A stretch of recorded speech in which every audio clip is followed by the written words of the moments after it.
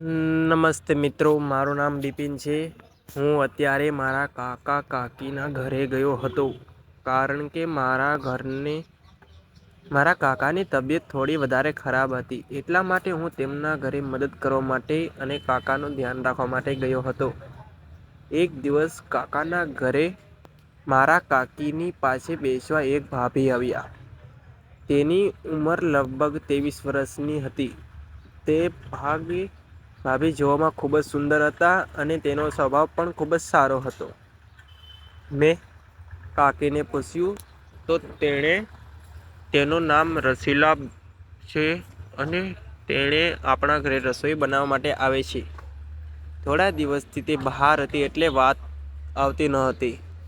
મિત્રો, હું પણ આજે નવો જવાન થયો હતો। મને પણ કોઈ પણ વાતની ખબર ન હતી અને ભાભી રોજ મારી સાથે વિચિત્ર મજાક કરતી હતી। તે મને કહે, તમે બહુ સુંદર છો, તમારું શરીર ખૂબ જ તંદુરસ્ત છે અને તમે ગમે તેવા માંડવા તોડી નાખશો। હું તેના કોઈ પણ મજાકને સમજી શકતો ન હતો।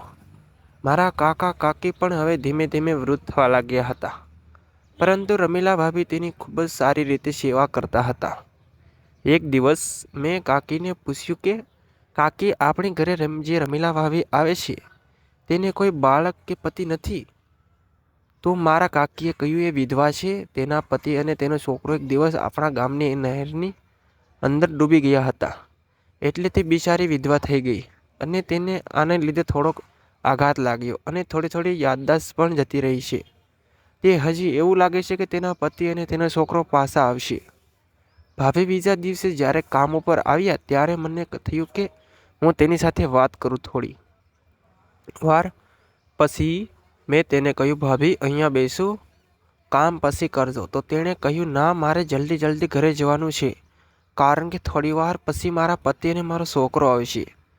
અને મને તેની વાત સાંભળી ખૂબ જ દુઃખ થયું, કારણ કે જે થઈ ગયું છે તે તેને ખબર નથી, પરંતુ મારે તેને આ બધી વાતમાંથી બહાર કાઢવા હતા। હું તેની સાથે કઈ રીતે વાત કરું તે વિચારી રહ્યો હતો। સાંજે જ્યારે હું સૂતો હતો ત્યારે હું વિચારી રહ્યો હતો કે શું કરવું, અને સવારે જ્યારે ભાભી ઘરે આવ્યા ત્યારે તે મને જોઈને હસવા લાગ્યા। આમ તો તે રોજ મને જોઈને હસતા હતા અને મારી સાથે મજાક કરતા હતા, પરંતુ આજે તેની મુસ્કાન થોડી અલગ હતી। મેં તેને કહ્યું, ભાભી, ચાલો આજે નદી ઉપર ફરવા જઈએ। જ્યારે હું તેને લઈને નદી પર પહોંચ્યો તો તે પાણી જોઈને જોરથી ચિલ્લાવા લાગી। તે જોરથી બૂમો પાડવા લાગી, મારા બચ્ચાને અને મારા પતિને બચાવો। તેને પોતાનો જૂનો પ્રસંગ યાદ આવી ગયો અને તે બંને વતવરીને રડવા લાગ્યા। પછી અમે થોડીવાર રહીને ઘરે પાછા આવ્યા અને હવે ભાભી મારી સાથે હસતા નથી અને તે મારી સાથે વાત પણ કરતા નથી, પણ હવે હું ભાભી સાથે પ્રેમ કરવા લાગ્યો હતો। જ્યાં સુધી ભાભી ઘરે ન આવતી ત્યાં સુધી મારું મન ઘરમાં લાગતું નથી। ભાભીની બીજી વખત પતિનું સુખ અને બાળકનું સુખ આંખવા માંગતો હતો, પરંતુ હું શું કરું, હું વિચારી ન શકતો હતો। એક દિવસ જ્યારે ભાભી ઘરે આવ્યા ત્યારે ઘરે કોઈ ન હતું। મેં ભાભીને હસતા કહ્યું, ભાભી, તમે મારી સાથે લગ્ન કરી લ્યો, હું તમને ખૂબ જ પ્રેમ કરું છું। મારી વાત સાંભળીને તે મારાથી નારાજ થઈ ગઈ અને ઘરનું કાંઈ પણ કામ ન કર્યું અને તે જતી રહી। અને જ્યારે કાકી ઘરે આવ્યા તો મને કહેવા લાગ્યા કે આજે શું કામવાળી નથી આવી? તો કાકીને કહ્યું, કામવાળી તો આવી હતી, પરંતુ તેની તબિયત સારી ન હતી, એટલે માટે તે જતી રહી। હવે જ્યારે પણ ભાભી કામ પર આવતા તો મારાથી દૂર રહેતા। એક દિવસ ભાભીએ કહ્યું, ભાભી, તમે જણાવો, તમારી આ વેરાન જિંદગીની અંદર જો હું તમારી ખુશીઓ આપવા માંગુ છું, જેનો તમને હક છે, હું તમારા વિશે ખોટું વિચારી રહ્યો છું। ત્યારે તો ભાભીએ મને કાંઈ ન કીધું, પણ થોડા દિવસ પછી તેણે મને કહ્યું, હું તારી સાથે લગ્ન કરવા માટે તૈયાર છું। ભાભીને પણ હું ગમવા લાગ્યો હતો। તેને લાગ્યું હતું કે હું તેને સંભાળી લઈશ।